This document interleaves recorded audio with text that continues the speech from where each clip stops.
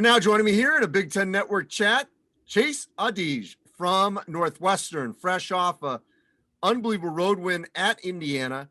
The Northwestern Wildcats are now 2-0 in the Big Ten for the first time in 15 years, knocking off Michigan State at home, then winning in Bloomington. Chase had 17, phenomenal down the stretch, just burying threes right and left in the second half, certainly in the last 3 minutes.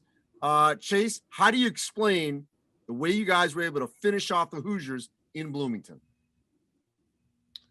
Well, first, credit to Indiana, a great team. They really gave us fits down the stretch, but we stuck together as a team. We already know the narrative of people saying that we can't finish, that we fold, all this type of stuff, but we really, take that stuff kind of personal. And like this year's team, like we just got a bunch of dogs. Like as you've seen from Michigan State, Boo Boo, we could go off. Pete Nance go off. Miller Kopp, everybody knows what he could do. Robbie Barron, we got a lot of guys who could really play basketball and compete. So we just take pride in that. And like we bring our own energy, like every game we played so far, we try to just continue to create our identity in everything that we do. So we showed it at the end of the game and really put it to them and won. Well, a couple things. First off, Chase, this may not show up in the stat sheet, but Robbie Barron hurts his ankle. Ryan Young gets in foul trouble. So how do you explain the ability for this team to finish Indiana off with Trace Jackson-Davis without, two of the key forwards, bigs that you would need in a game like that? Well, Coach preaches that we have 10 starters. Like we have so much depth. And Anthony Gaines came in and gave us great minutes. Like he really came in and changed the game. Ty Berry being a freshman, he came in and did his thing, and he's continually getting better every practice, every opportunity.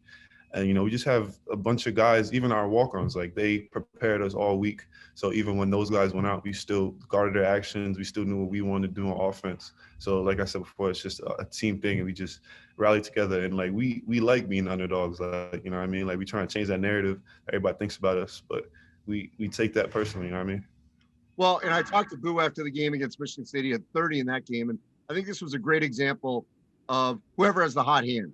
You had the hot hand. Yeah. You had that green light because you were burying threes, but also you got to have the confidence in that situation to take that shot because you think you can make that shot. Where did that come from? Well, a lot of it came from my coaches. My coaches stayed on me when I was in foul trouble basically the whole game. Just stay ready. Down the stretch, we're going to need me to do something on offense, defense, whatever it may be. My teammates reiterating that same stuff, stay ready, and just, I sat out for almost 2 years, with the transfer rules. I've just been working on my game, my whole life. I've just been working, waiting for opportunities like this, to just come in and make an impact. That's the reason why I came here, to help us win games and to change the narrative that everybody thinks about us, and then just to do what we got to do to make some noise in the Big Ten in the country. Yeah, last couple of things. I'm a big proponent that sitting out is not a bad thing. And we're in an era where everyone wants to be eligible right away. I get it. But I think you're a great example of someone who maximized that time of the adjustment from a William & Mary in the Colonial up to the Big Ten in Northwestern. How did you make sure that redshirt time, that sit-out time mattered? Well, a lot of people don't know, but I came into my sit-out year with the injury. So I had to sit my first 6 months. So my first time my teammates ever seen me play was like a week before the first game. So I was so rusty, like I was playing one-on-one, 2-on-2, trying to work myself back. But honestly, my coaches, like they really believe in me. Like they really been working with me. Like my trainers at home, like every time I went home, like we got at it. Like I heard everything. Like people saying I'm not ready for the Big Ten.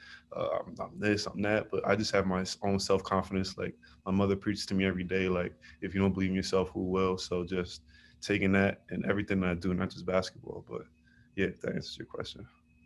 So one other thing you mentioned about finishing games, and I asked this to Boo, the Pitt game clearly would have fed into that narrative.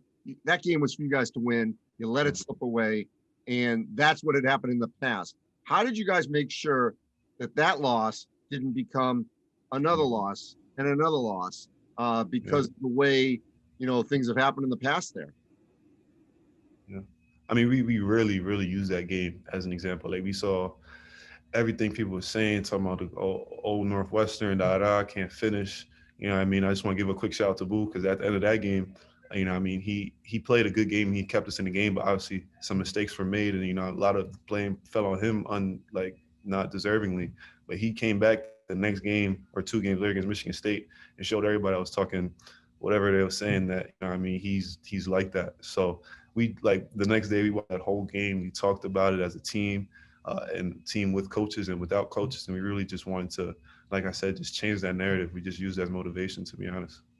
All right, so this is clearly not a fluke. You guys are legit. You just knocked off Michigan State and Indiana. Obviously, we got the holidays because they're playing the day after.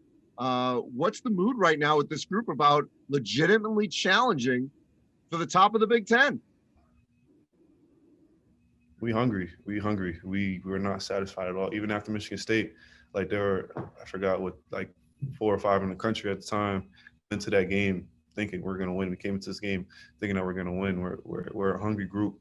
Everybody on the team is tired of everybody talking all that stuff. We just want to prove day in and day out. You know, I mean, win or loss, keep our same energy and continue to develop our identity. Well, Chase, you had a wonderful game. Obviously, you guys are off to a fantastic start. You're gonna have a good Christmas, and then you're playing right after that. Let's see if you guys can keep it going. Appreciate it. Thank you. Thank you. Appreciate you.